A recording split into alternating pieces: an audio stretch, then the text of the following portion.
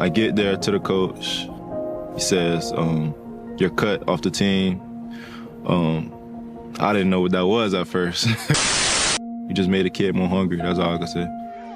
Since Jeremiah Smith came onto the college football scene, he's shown us time after time why he's one of the best freshmen of all time. But he's not just one of the best freshmen, he also has the potential to be one of the best receivers to touch college football. He continues to amaze us every single game, making big play after big play. He's literally a true freshman, but when you watch him, you'll think he's like a junior or senior getting ready for the draft. Let me know in the comments if y'all think Jeremiah Smith was the best freshman in college football this season. If not, let me know who was. But let's take a step back and talk about where the stardom started for JJ Smith. JJ attended Shamada Madonna Prep in Hollywood, Florida, where he jumped off the charts early. By the end of his sophomore season, he had 31 catches for 650 plus yards with 7 touchdowns. By this point, his teammates and coaches knew he was going to be that guy. Like, he was dominating. And just a season later, he almost doubled his stats with 58 receptions, 1,000 plus yards with 20 touchdowns. At this point, he was becoming a star in South Florida and was gaining a lot of recognition from D1 programs around the nation. In his junior season, Chaminade also won the 2A national championship. By the end of his senior season, he had over 3K career receiving yards and 45 touchdowns.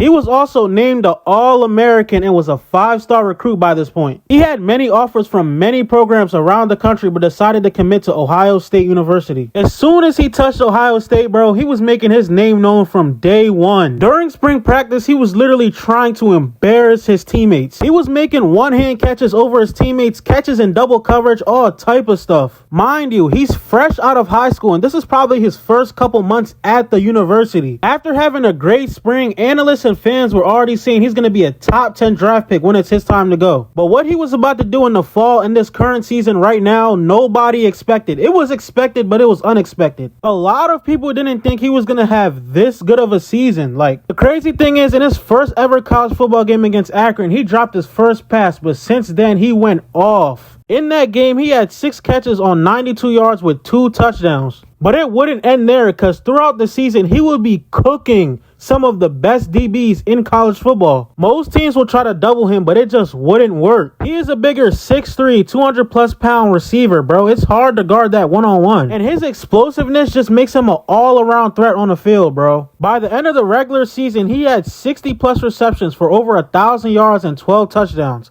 That's insane for a true freshman. He ended up winning Big Ten Freshman of the Year and is a freshman All-American. But I really don't know how he didn't win the nation's Freshman of the Year. I don't know how that didn't happen with his performance, but I just know for the next couple years in his college career, he's going to become more of a problem. He's making a historic run in the playoffs right now. And honestly, the sky's the limit for JJ, bro.